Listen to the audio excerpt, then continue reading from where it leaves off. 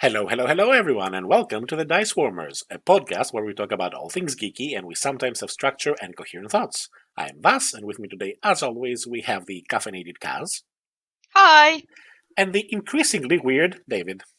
I am weird, yes. Thank you for telling everyone that. Thank you. And I have had a lot of caffeine tonight, so that's going to be interesting. David, I'm sure our regular listeners know by now. They didn't wait for me to call you weird to realize. Mm-hmm. But then again, they don't need Vass's help.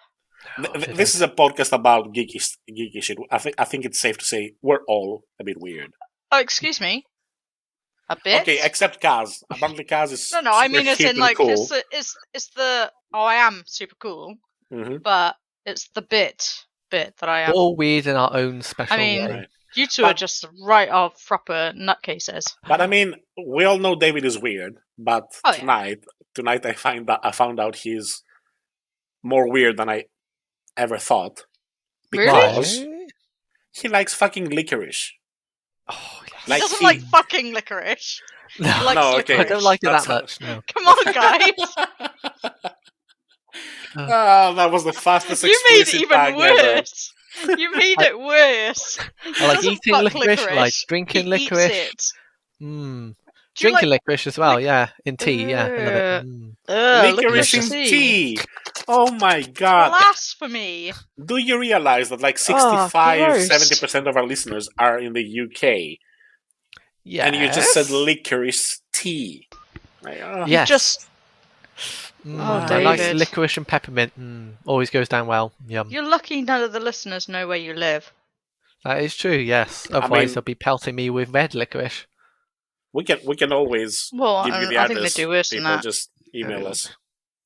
Yeah. For fun mail, nothing sinister. Nothing sinister at all. No. Except, guys, he likes licorice in his tea. Yes. Maybe I'll put up a poll on our Twitter page. That's not a euphemism. I want to make that absolutely clear. That's not a euphemism. He literally likes licorice in his tea. Yes. I've dunked it before in tea. No, you're going too absorbs far. it. It's like a sponge, like a very sticky sponge. It's alright. I dip a lot of things in my David. Why are we friends with David? What things do you dip in your tea? Chocolate biscuits. No. No, but these are on the scale of normal, at least. I've dipped I don't dip anything an in angel my tea cake at all. before. That was nice. Because then you get crumbs in your crumbs tea. and scaggy bits on the bottom. No. It's okay when it's gross. like it's not floating on top, but it's like it infuses the tea with some nice icing sugar or something. Do you finish your tea with a spoon then? No. I just gulp it. I can just picture it. He's dipping the cookie, No. the chocolate cookie, and it snaps in half, and it falls into. Oh my god! No, I want to throw up now. Can we stop? That's disgusting. This is the stuff of nightmares. I've done it before too many times. I account every visceral detail of a biscuit being dunked and then dropped accidentally inside. Seriously, I'm not joking. This is actually making me feel slightly queasy. You know what's worse? If you dip in a Jaffa cake. And then the Jaffa itself. Why would you do that? Why would you do such a thing? The only thing, right?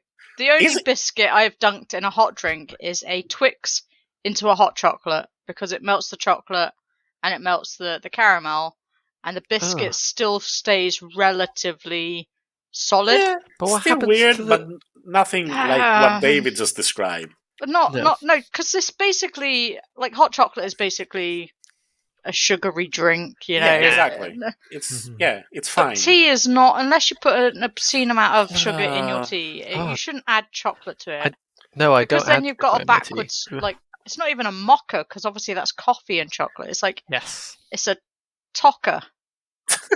I don't know what it is, but it's like, no. But that's not the only way that David desecrates tea. David? Yes. Tell us about the flavored teas you drink.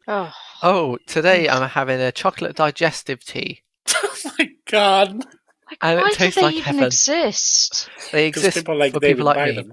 Ugh. Like, I've tried a couple of them. Delicious. Don't get me wrong, I've tried a couple. They're disgusting. But I don't like herbal teas. I like my tea as in a Earl Grey type, or English breakfast rather. English breakfast tea. I'm good with that, but teas that you can actually put in a cup and then put your little finger up and go, yes. Oh, yes. Yeah, like a proper cup of tea. Oh, God, tea in a teapot, though. Like, have you had tea from a teapot before, David? I have. It was delicious. It was in Cornwall. Was the teapot made of chocolate, David?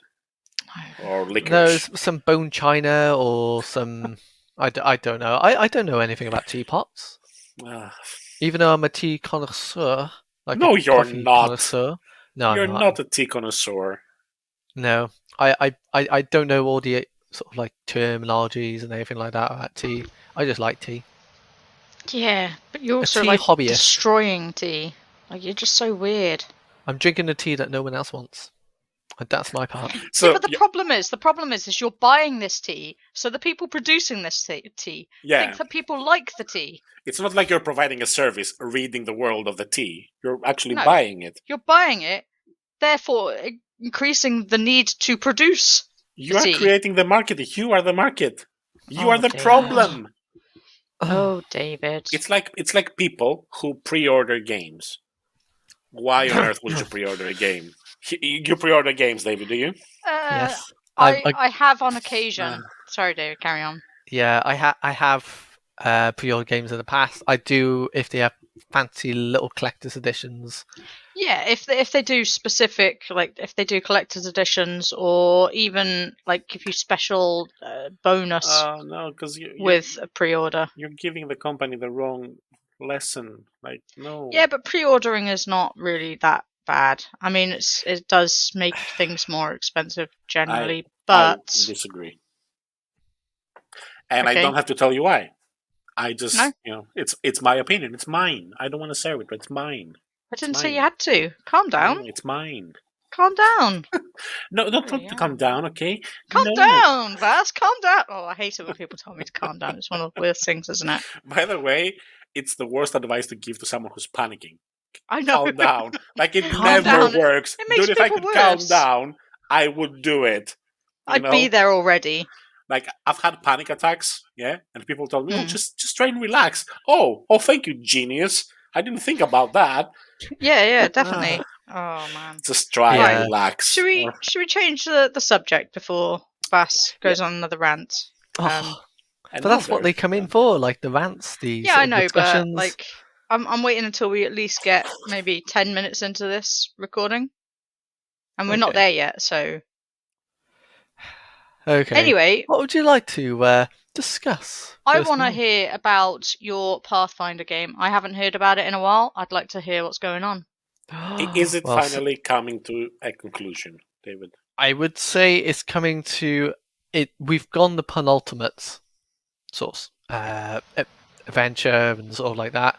We're now doing we're going to do the finale hopefully next week, and then maybe an epilogue or something like that. But yes, it is finally coming to an end. At long last. What did you do in your last session? Is it coming to an end or to a conclusion? I wouldn't say conclusion because it's coming to an end because the story is left open. Okay, but is the story arc complete at least? I don't know. For the last large session we've done, we were in the catacombs of a church, and in there was a ritual circle with our long lost comrade in the center, and it was up to us to disrupt that ritual taking place.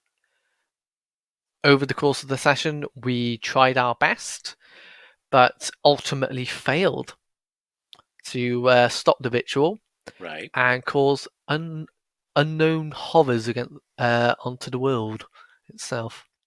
How exactly did you do that? By failing the ritual? So did the ritual? You had to interrupt the ritual, did you? Yes. So the ritual completed, and a portal opened, and things started coming out, and tentacles started to come out.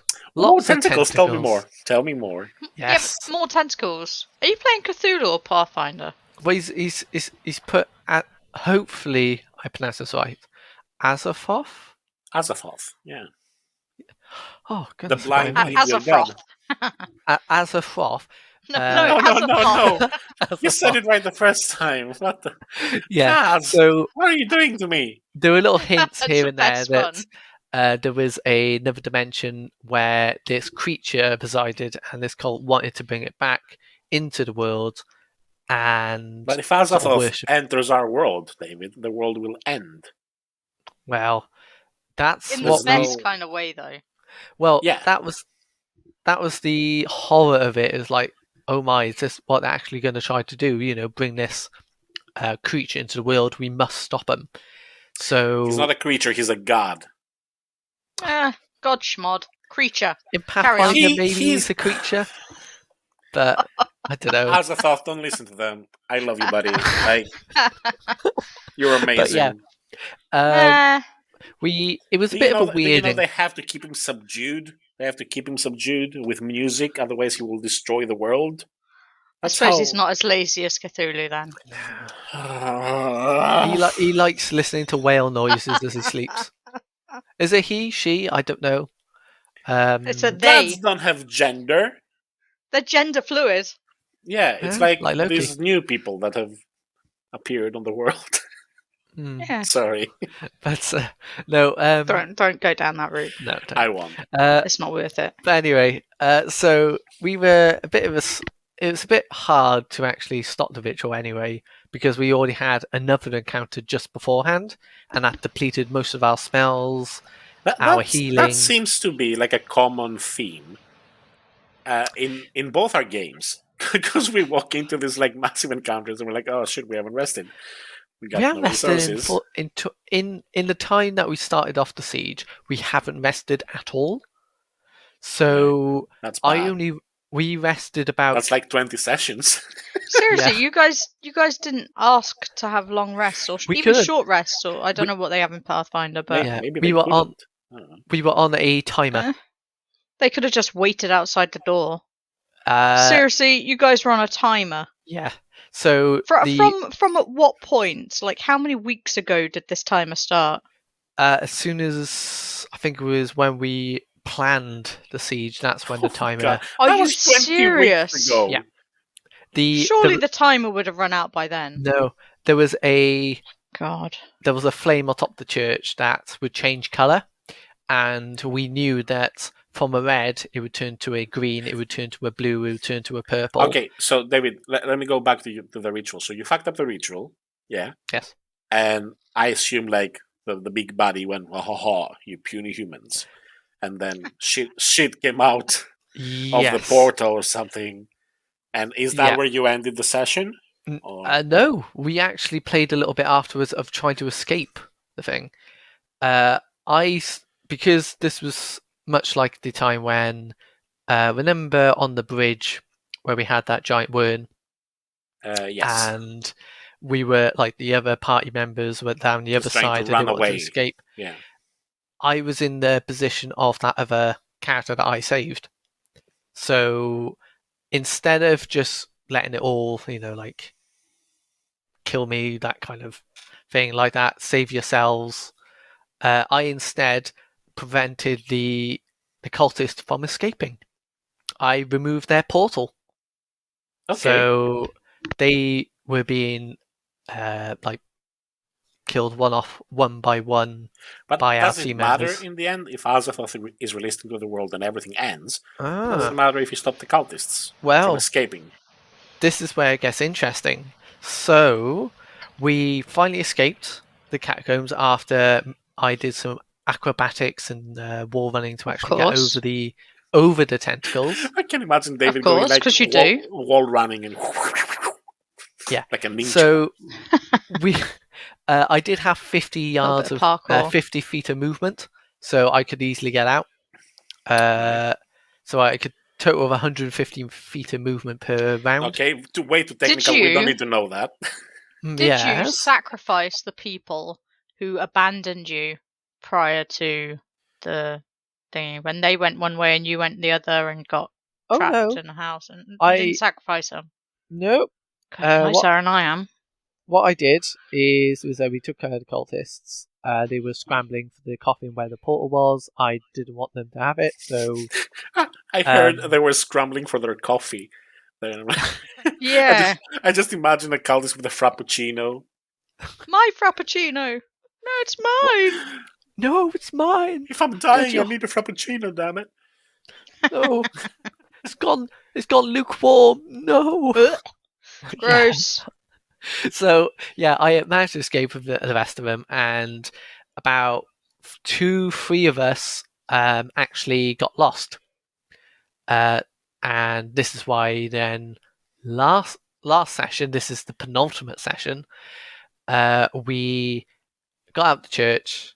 Wait, this wasn't the last session that you described up to now? It led on to.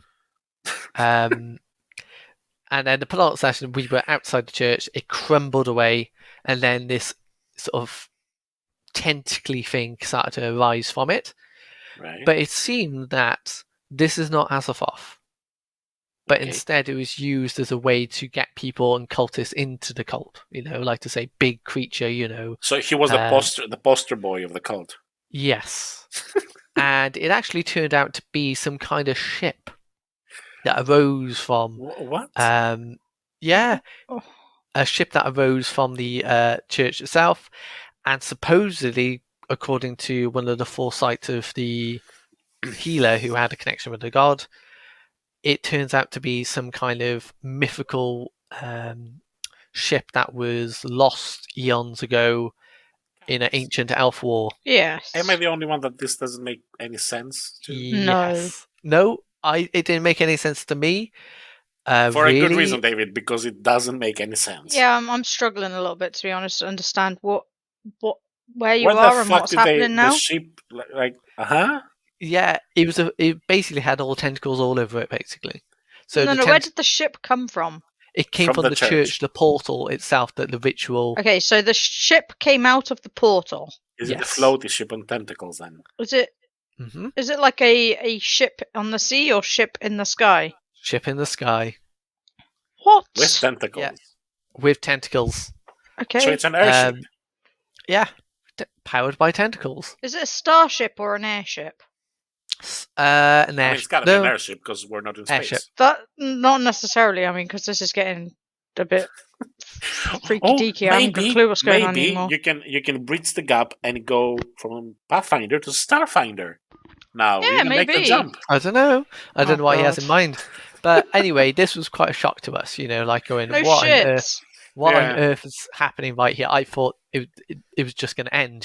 We were anticipating the worst, but the ship just appeared and then left. Okay. Yeah. We were stumped to what had actually happened. Yeah. We went to a bar. We had a sleep. You went to a bar? What? Yeah, the world is ending and you guys go to a bar? Yes. Have you ever seen that post-credit scene in Avengers? And you all go to get shawarma. Yeah, they go to get shawarma. That's what we basically did. We were all in the bar. We all had food. That was after they'd saved the world, not as the world was ending. Yeah, exactly. They didn't get halfway through saving the world and then go, you know what? Let's go get some shawarma. We're on a timer. We can't take a rest, but let's go grab a pint, shall we? Yeah, I'm confused as to why you went to the bar. If you know the world is going to end in just a number of hours, then you would like to spend it enjoying getting as far away from the death as possible. No? We were just no.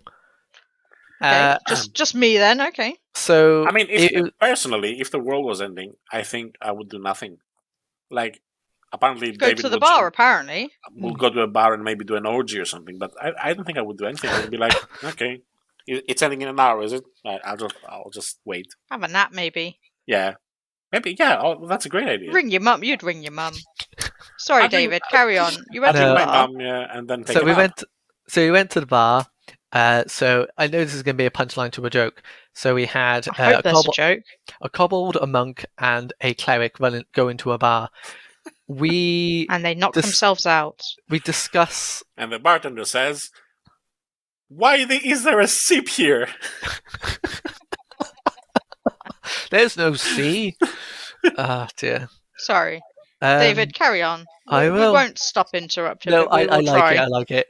So it makes enjoyment out of the only 2-hour session we had.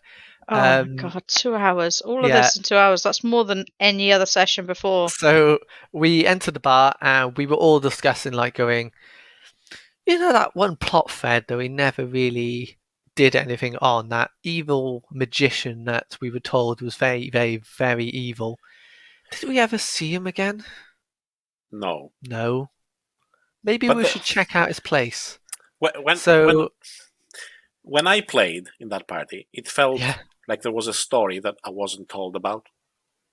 Like Mhm. there were things happening, and some people knew what those meant, and I was like scratching my head in a corner, going, "Who is this Apparently guy that's again?" true. Yeah. Yeah. Yeah. There was a wizard who owns a number of bathhouses, and we were told after meeting them and going into the bathhouse that they weren't particularly trustworthy. So we were just stumbling for ideas because we defeated the cult, but yet there was no leader. So we went back to that wizard and went, "Did we ever check his place out?" So that's what we did. Was we went there, we double checked the place, and turns out there was some evil doings going up in the attic. What prompted you to go and see him? Like, I know you went, "Oh, we haven't seen him in a while," but who came up with we haven't seen him in a while, let's go see what this random dude is doing While the world is ending. It was a bit of foresight by when the... It was a prompt by the GM, basically. No, when the cleric saw the ship, a number of images flashed in her head. Okay, that's called railroading. Yeah. Yeah. And they did score a natural nat 20. So they did have a lot more, but it was also then the barkeep actually mentioned about how they hadn't seen Can we have someone else from David's table as a guest? I want to hear that story from another person because it might actually make sense. I don't think it will. Oh, I think it's I David. understand. I understand David. I understand David, and in all honesty, you cut through half of what he's saying, and it makes sense, but it still does not sound like the most thrilling of adventures. No. It sounds like the GM is very railroady. He doesn't explain himself properly with what he expects of the characters, or what the characters are supposed to be doing. And then when they get stuck, he's like, "Oh, well, why don't you go and see this? Or why don't you roll for an idea or something?" And he realizes then that he hasn't actually made the fact that they want to see the wizard as important as they actually should be. Yeah. Or they fucked up and he's like, "Oh crap, what can I do?" And he's trying to figure out how to save all of these game. sound plausible, I'll be honest. I think the second answer was what I think has happened is that he expected us to stop the ritual and that'll be it. But we didn't. Yeah. I have a Call of Cthulhu adventure in writing. I haven't finished it. It's just a couple of pages of notes right now, which involves a Sip and Azathoth. Isn't that fucking weird? Well, yeah. I'm gonna tell this GM you're still on his ideas. No, because mine, I have it. Just saying. I mean, you clearly are. No, because the file is dated. Clearly, sure. Yeah. Our Frappuccino's mine is called a Doom Cruise or the Doom Cruise. Sure. Ah, poor you, Vass. I'm gonna love the adventure you're gonna be playing if I manage to play. I'm not invited anymore. I think I've just been uninvited. Yeah, you have. Yeah, I thought so. If that's gonna be your attitude, nope. Well, you're all gonna. If I'm gonna wind you up while we play the game, well, I can almost guarantee that is gonna happen at least once. My adventure idea was do you know this festival, the 70,000 tons of metal, which is basically a lot of metalheads get on a cruise ship, and wouldn't that weigh the boat down? Huh? You're trying to be funny, David. He is trying to be funny. Please leave the funny to the experts, David. Okay. I'm sorry. Oh dear me. No, David. No, I thought it was stupidly funny. So okay, and it deserved a chuckle. Ignore Vass. You're allowed to make jokes. Don't listen to Vass. Of course, you're allowed to make jokes. Don't listen. Yeah, I thought that was implied. Anything that is aimed at Vass is great. I think I'm on a pick on Vass night tonight. I don't know. I'm not going to speak about It's the my drinks, caffeine, isn't fine. it? It's the caffeine. It's the caffeine. I've had too much caffeine. Tell us more about this cruise ship. No. Yeah, tell us about the sinking cruise ship. You've missed your chance. Sorry. No, we want to hear about the sinking cruise ship. It's not sinking. Who said sinking? Well, it's we got don't know if metal on it was. Isn't it? It's a lot of metal. Yeah. Would they, if they went down David to the said one it was side, sinking. would it topple over or would it stay afloat? I don't know the. I don't know. I reckon it must be a really well-made boat. Do you know how ships work? I do. It's got to be one of those transport. Ships are made from metal and they float somehow, David. It's like magic. I know, but if you were to overfill it on one particular side, would it topple over? Yeah, if you overfilled a boat on one side, it would topple over eventually. Like you'd obviously have to overfill it. Are we talking about? I don't know. I don't know. Just tell us about your cruise, your sinking cruise. Otherwise, we'll just keep talking about sinking boats for no reason. You know we will. I mean, and the audience will switch off because I'll be like, "What the fuck?" Obviously, I can't tell the whole thing because I want to run it someday. You know, don't want to. Oh, okay. Don't tell us. Okay, tell us a Cliff Notes version. The Cliff Notes is you're attending this festival called 70,000 Tons of Metal. It's a real thing, by the way. It exists. So it's like a weekly cruise. You go on a cruise ship, but it's only like metal fans and bands who play like every day. That's pretty cool. You're taking a cruise, and it's like blasting metal live on stage. So the premise of the adventure is you play like passengers on the ship, and as you're watching one of the shows, well, something goes really wrong. Of course, because and it'd be boring if things didn't. Yeah, you wake up in a very different place. I mean, you're still on the ship, but it's not the ship as you remember it. And yeah, I got a lot of game ideas I wanna run, and most of them have been found online. There's one that was sent to me today, which I read about a while back and completely forgot about it. But basically, you run with a party of druids, and they all have their familiar, as it were, their animal companion. And before the game starts, all of the druids are kidnapped, and you play the game as the animal companion. Wasn't that like a Kickstarter as well? That you played? I don't know. It was and it wasn't. It wasn't. I think it's solely made for. It did get funded. It went overfunded. But yeah, I think it was very different from that particular idea. I think it was very much like you could play a companion alongside a druid. They've got dogs and dungeons and things like that. So they got dogs and dungeons, Dungeons and Dogs or something, where you obviously play dogs as like D&D characters. You're dogs, and I think they've got a cat one as well. But it's all part of the Dungeons and Dogs series. But that one was sent to me today, and I was like, yeah, that would actually be really fun to play. And I don't know whether it would be fun to GM or just play, but it could be a nice one I want to do. Yeah, it's one of those things that. Sorry, go on, David. No, I was gesturing towards you over there. Oh, you were gesturing. That's why I didn't see anything because this is a podcast. Yeah, it is. He was prompting someone to say something. I just don't know which someone it was. Yeah, I was thinking that these games are more for like one shots. Not so much for I wouldn't have it as a campaign because that I think would just get boring quickly. The other one, I was thinking, and I've told you guys this one before, and it's just been on my mind for a long time, is where you start off with a blank character sheet.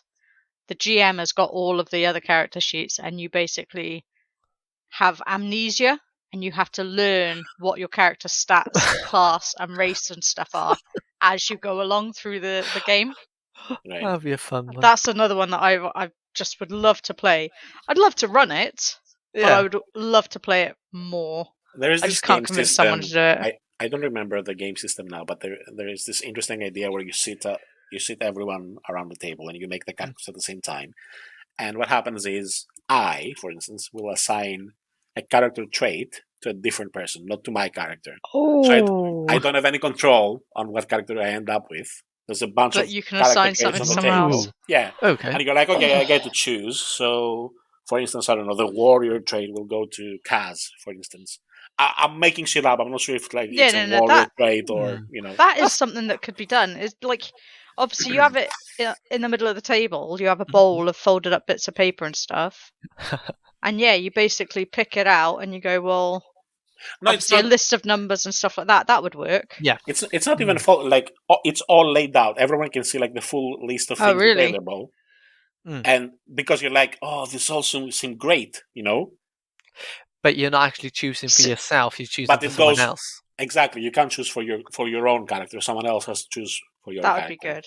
But no, what I was thinking is if they're secret, you pull it out and you decide the person who has that. You pull out the piece of paper, read it, and you decide who has that.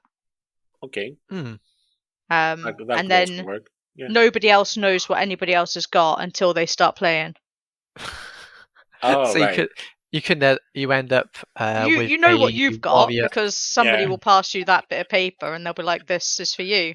I don't know. Apply it to your character. I think it would be more fun if people knew, because maybe. I don't know. Either way, the creation process more fun, because you're like, oh shit, let's give him that, because then Either way, and anything like that would be really cool. Did they imagine this? I'd say that'd be awesome. Does this exist? We need to make it if it doesn't exist. I've never heard of it before. No. But it sounds awesome. Really, what would be nice though as well is that, say for equipment, you don't actually know.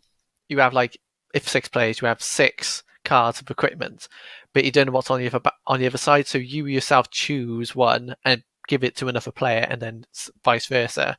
You might end up with a druid with a great sword, a stick, a great sword, or anything, or a shield given or to a warrior with a lute. Because using the loot as a melee it'd be weapon. really good if it was down to the stats as well. So you've got all the standard stats, and just one player has got all 18, and another player has got all 8 or something stupid like that. But that would be really mean, but so funny. It does. I think I'd be happy to have the really shit character, because I could play that in a funny way. It would take a certain type of party to play this game, so they're mature enough not resent each other. Yeah, exactly.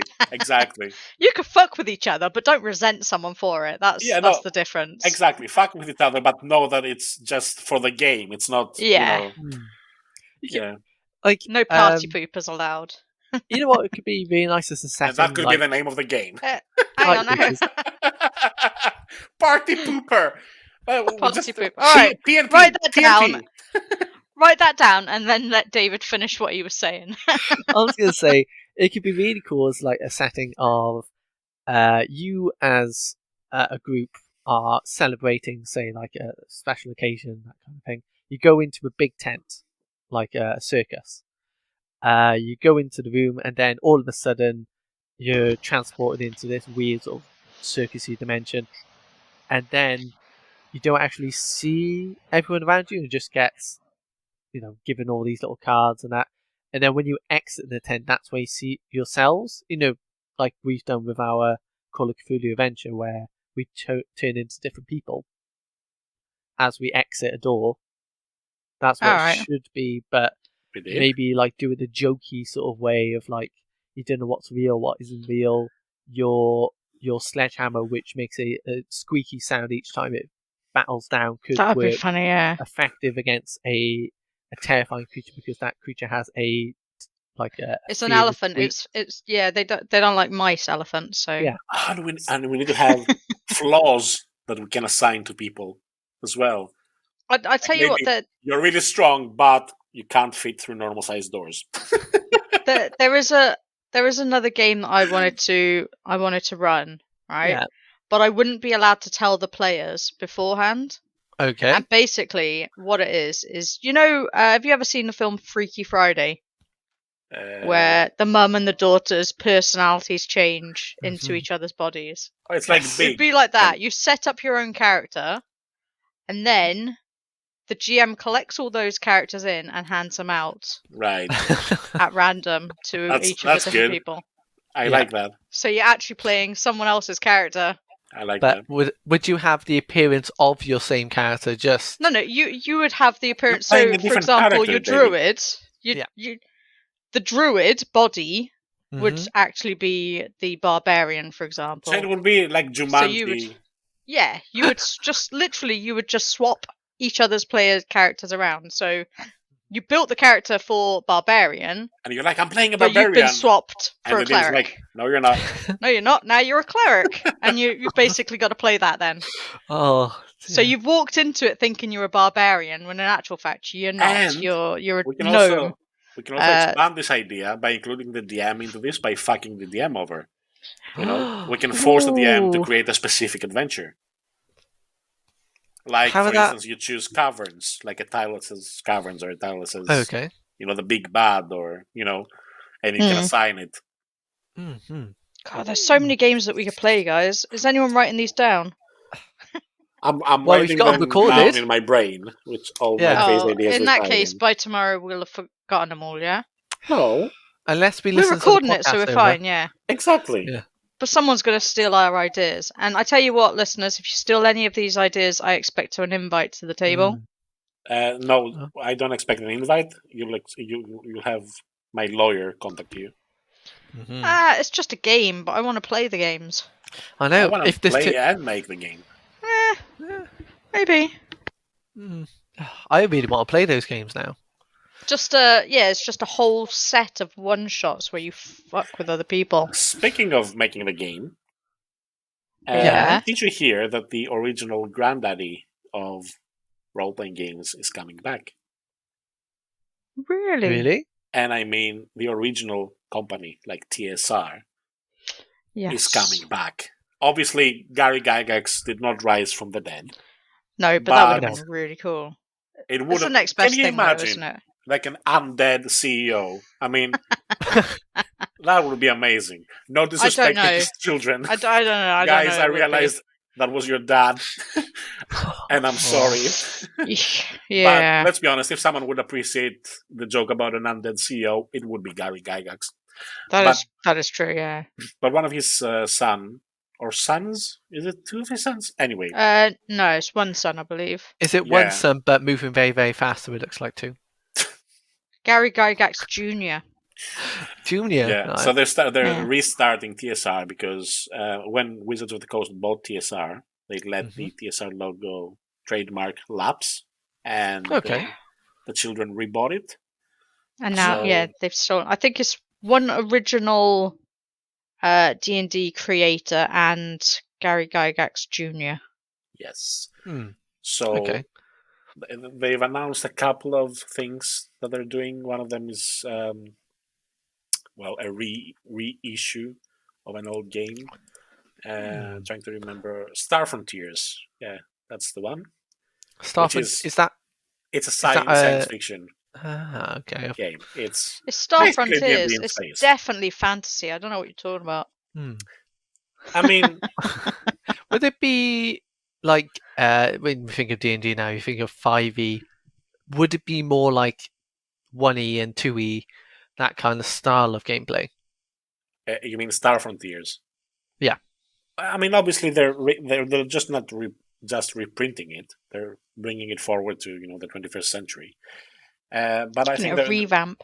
Yeah, they're trying to keep the spirit of the game intact in place, but obviously modernizing it. Because let's be honest, like if you go back and look at like the original D&D, even though it was amazing at the time, like it doesn't really stand the test of time so much. I don't know. I loved it. It was so basic. There were less options, and I loved that. Oh. Yeah, I don't like being given so many options. You're like, do you want this, or this? And I'm like, do you mean like Pathfinder? Like even Gary Gygax would say. Oh God, Pathfinder. Too many options. Don't like it. Yeah, and I think they have an unannounced fantasy game in the works, or it might not be unannounced. It just might be that I don't know about it. Are they doing a Kickstarter for it though? In the future? I think they have private. They probably got money. Yeah. There you go. They got the dough. The literal dough. I'm looking forward to that. That sounds awesome. So it's Giant Lands, apparently. Oh yeah, Giant Lands. Yes. Yeah. That sounds awesome from what I've read about it. But then We have so many things we need to play, guys, that we're just never going to get. We're never going to get around to it. I know. Much Life like is my not long Pathfinder enough. game. Do you know? Obviously, Gary Gygax. Yeah, David. Can't speak. Gary Gygax is buried in Lake Geneva. Not in the lake. I mean, in the area of Lake Geneva, because that's where he lived. So we do know that because we discussed it on a podcast previously about me bombing airports. Oh yeah. I'm not big enough again. Apparently, I'm not actually going to do it, guys. I'm not going to do it. Yeah, Cazz, you're not allowed to be on our trip because we'll get stopped at the border. I'm not taking dice with me. It's fine.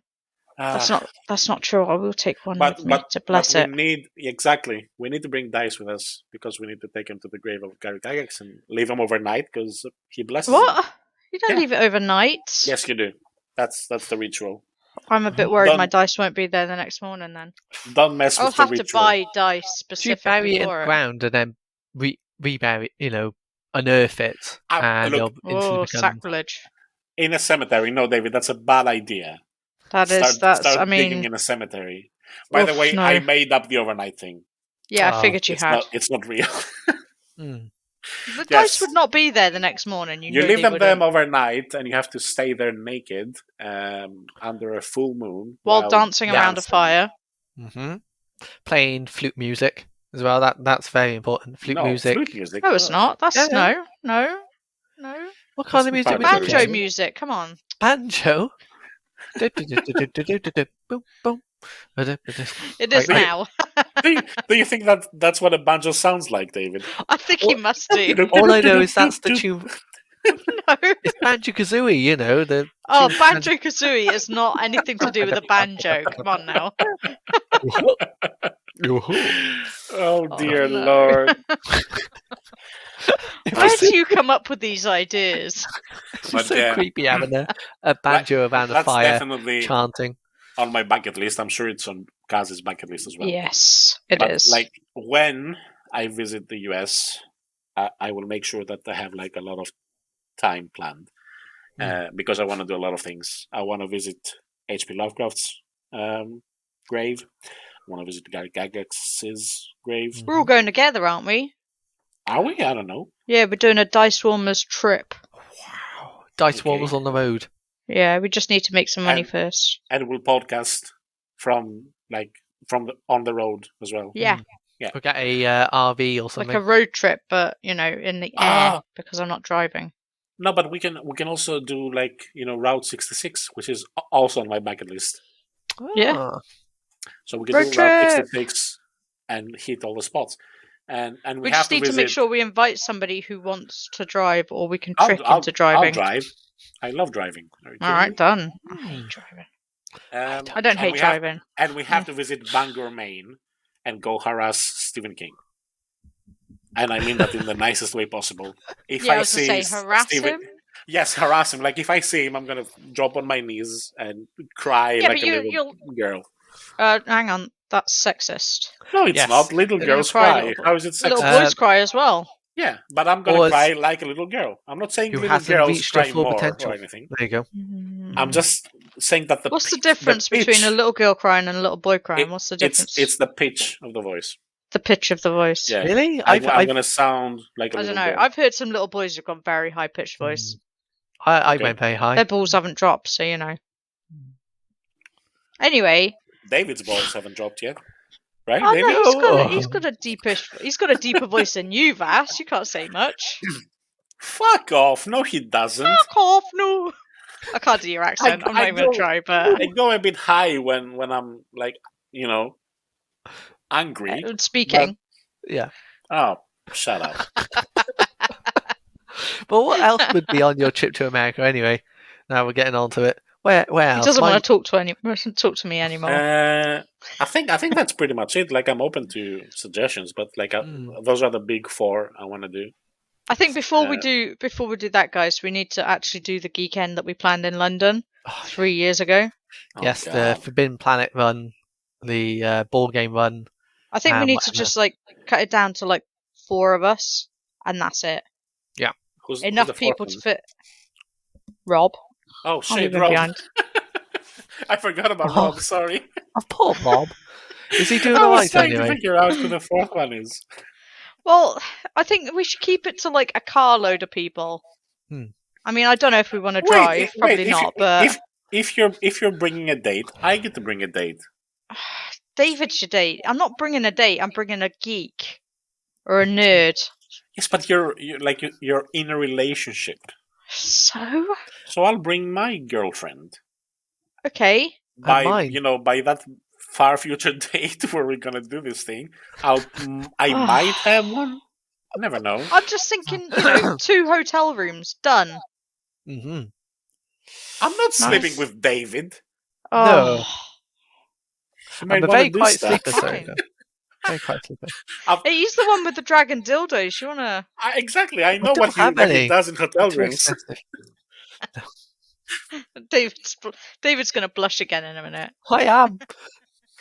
Oh dear. Like, I can't talk about these things. I can't. My family are in the same house as listening. me. I know. They're not listening. They're probably watching. Can you imagine though if your parents listening to this podcast? Garden fence. Do they know you make these podcasts, David? Yeah, they do. Yeah. Well, they must know because they must wonder what he's doing for an hour, 2 hours a week. In your heart of hearts, if you were his parent, Cazz, would you not have listened to one of the podcasts? I'm sure his family I would have listened to the first one, realised how shit it was, and never listened to another one because you know what? That's what my mum did. Oh. And if we can get our own family to listening to the podcast, what chances do we have to attract other people? Let's shut it down. Let's go home. To be honest, no, come on. We can't shut it down. We're doing better. My best. I've tried my best over the last week or two to gain a bit more online following onto our podcast. And not from your parents, though, right? No, from foods. But no. What about your sister, David? Your brother? Are they listening? No, they're not into it. My brother's all football. To be fair, my sisters don't listen to it. 2 episodes ago, we talked heavily about sports. But surely your brother would be like, we didn't talk about sports. Come over. We talked about how we could potentially make D&D similar to sports. There was no sports really. Come on. Yeah, but the title was clickbaity enough. The one with all the sports, yeah. Exactly. It wasn't clickbaity enough. The thumbnail had Gandalf and a goalpost. I know. There was no way we were getting sporty people involved in that. Oh man! Did Gandalf actually? What did he roll to actually kick the ball? Did he manage to get past? Gandalf was in goals. David, Gandalf was in goals. He will not pass. Into your head. I swear to God. And he was saying it shall not pass. And I think it was a 3 or a 1 or something on the ball. I didn't see that. Yeah, you didn't look. Ball dice. It was a ball dice. It was a D20 ball. That the Dragonborn and the elf were kicking around. No, you don't look at the thumbnails I draw then. He took one look. I thought it was a kobold, not a Dragonborn. This is beneath me, and he went away. No, I thought it was really good. I liked everything about it. Apart from the fact that you couldn't tell that there was a dice. Gandalf wasn't in goals, and you thought it was a kobold. My memory is that Cazz though. He liked everything he looked about at it. Yeah, of course. It was late at night. We all know that your thumbnails are better than mine, David, okay? We know, but the decency is to either not say anything about not knowing about it, or look at it. Or have the decency to lie, David. Lie! Successfully lie. I can't lie, honestly. Well, don't, as your mum never taught you, if you don't have anything nice to say, don't say anything at all. Yes, but then... If you can't lie, don't speak. But then you have that awkward silence of No, you go, it was good. You just go, it was good, and leave it at that. Or make statements like, yes, it was a drawing. You are correct. Yeah. It was a successful thumbnail. Good job. We used the thumbnail that week that was drawn by you. Good job, Cazz. Yeah, see? Any of those. I know you're lying to me, and you don't mean it. But it's better than saying, well, I don't actually look at your thumbnails. I think it was this, this, and this. But in all honesty, I couldn't give two rats' asses what it was. Cazz, anything geeky happening in your life this You know week? what's worse? It's not actually on my PC whatsoever. I'm just messing with you. It's on Discord, so yes, it is. Anyway, yes, I have been watching a TV show called The Nevers. Ooh, okay. The what? I don't know if you guys have heard of it. We're only in episode 6, season 1 at the moment. What was the name again? The Nevers. Nethers. Nevers. Oh, Nevers. Nevers. Okay. What's it about? It's on Sky, because that was an easy answer. Oh. And it's based in like Edwardian or Victorian era. I think it must be close to Edwardian since electricity is only just being invented. And a load of people have been given these powers that they call like troubles or the troubled or the trapped or whatever. Mm-hmm. And they have the ability to do certain things. There's a woman who is like the leader of an orphanage, a women's orphanage, and the majority of the people who have been troubled and not being able to hide it are women. So she is gathering them around because obviously the rest of the normal people are not happy with them and trying to kill them off. As you do. As they do, yeah, because anything different is alien. Let's get rid of it. And blasphemy. Basically, yeah. Back then it was very blasphemous. But yeah, it's just basically her trying to protect them. There's a lot of like conspiracy and stuff going on. You've got the police involved, or this one police officer involved, and then you've got the bad guys, and there's not a huge amount like overwhelmingly going on, but there's just, you've got obviously these different people who've got these different powers, and yeah, it's really good. It's definitely worth a watch. I have seen some adverts about, but I never had seen any trailers or anything about that. Would you recommend it for me who likes that kind of thing? Like I've watched Umbrella Academy and a few other ones. Would you say it's like that, or probably? Is it more... I mean, if you enjoyed Umbrella Academy, and if you enjoyed, I don't know if you've seen Shadow and Bone. I haven't, no, but Vass has. Oh, yeah. I've seen one episode and haven't gone back, unfortunately. Not because the show isn't good. The show was really good. I've been busy. That's fair enough. There's a few different things I could compare it to, but yeah, it's just like obviously it's the period drama-y type thing, but it's steampunk added in because they've got like electricity is added into it, but they've built a car. The only because problem the person for me is that it's on Sky. Yeah, and I'm sorry, I'm not paying for another subscription. No, I'm already paying for Amazon and Netflix. No, that's fair enough. I don't know if it's also on Amazon. I'm assuming not yet. It might be at some point, but if that's what I'm watching at the moment. So yeah, I've actually just finished off a series actually. All right, what's that? Close Enough. Okay. Made by the creator of Regular Show. It's his own version of an adult animated series. Of course, it's animated. Go on. Yes, it is.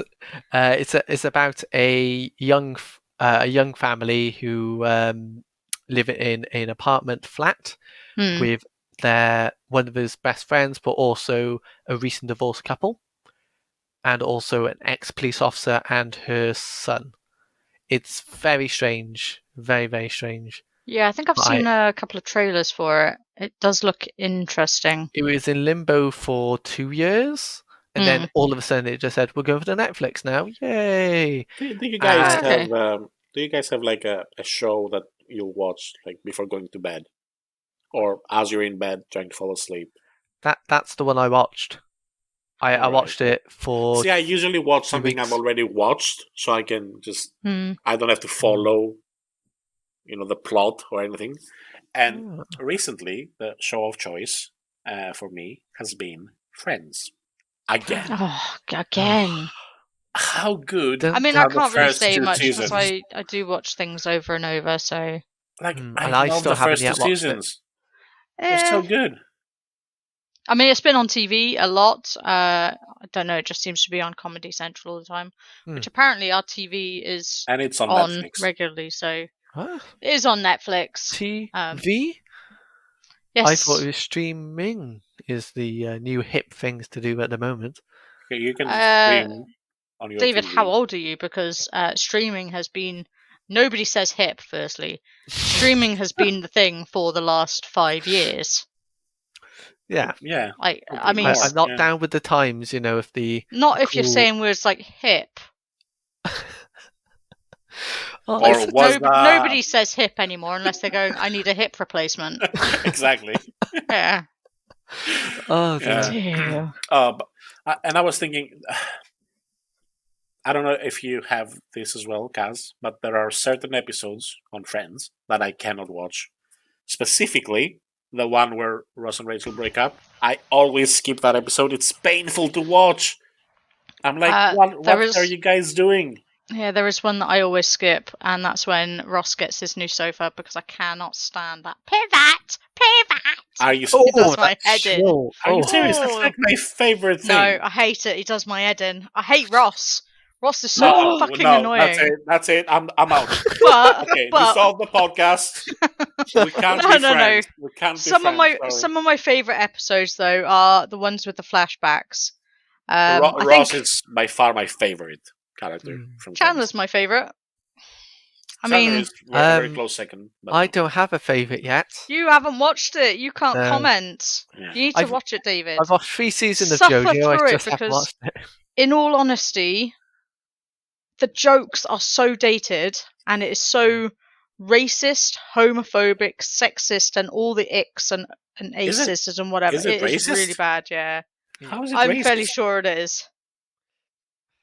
But look, I'm push pretty through sure, and watch it just so you could join in these conversations. I'm pretty sure people would find something to complain about it. Yeah, but yeah. But it's Friends, it's that cheerful 90s, early 2000s show that everyone. It's like benign. It has actually started coming back as being super popular again as well. Yeah, so to a new generation. I keep watching it. Like, honest to God, I must watch it at least three or four times a year, like the full thing. I mean, I'm not quite to that extent. There are a few shows that I will watch a few times, like Star Trek Voyager, Orphan Black, things like that I will watch more than once. IT Crowd is another one for me. I've seen a few. Oh yeah, IT Crowd's one of mine. Oh my God, I was watching recently the episode with the D&D. I love that episode. I love that episode so much. That is a good episode, because it's probably the most realistic portrayal of D&D on TV. Eiffel Tower. I would say so, yeah. I mean, I've seen a lot of obviously portrayals of it, and a lot of them they get them very wrong. They get them very wrong. Oh yeah. Or they get them so over dramatized that you're like, that's not what it's like in real life, and you're making people think that it's going to be all of this like bling and amazing shit, and then in actual fact, it's really not like that. I don't want to play D&D. I saw it on The Big Bang Theory, and it looked weird. That was weird, though. Yeah, but don't make up that your Christmas mind. one they do. Don't decide on what D&D is based on a TV series. No. Go to your local gaming club and ask for a trial session. Yeah, and decide for yourself. I have offered. My sister is 15. Her and a load of her friends want to play, and I have offered to run a one-shot for them. Nice. Because I want them to have a good experience of good it first with experience. somebody. It's so important. Yeah, with somebody who's got experience GMing, not from. Oh, then how come you're running a game for them, Cazz?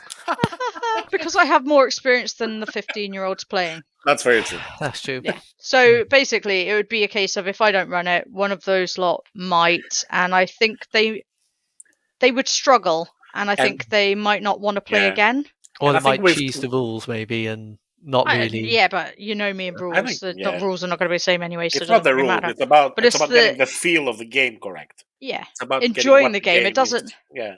It doesn't matter what the rule set is. I could be running 13th Age. I could be running like Pathfinder. I could be running any of those sort of things. You know, if it's fantasy based, it doesn't matter what the rule set is. It's the experience and the gaming of itself, and that's the point, really.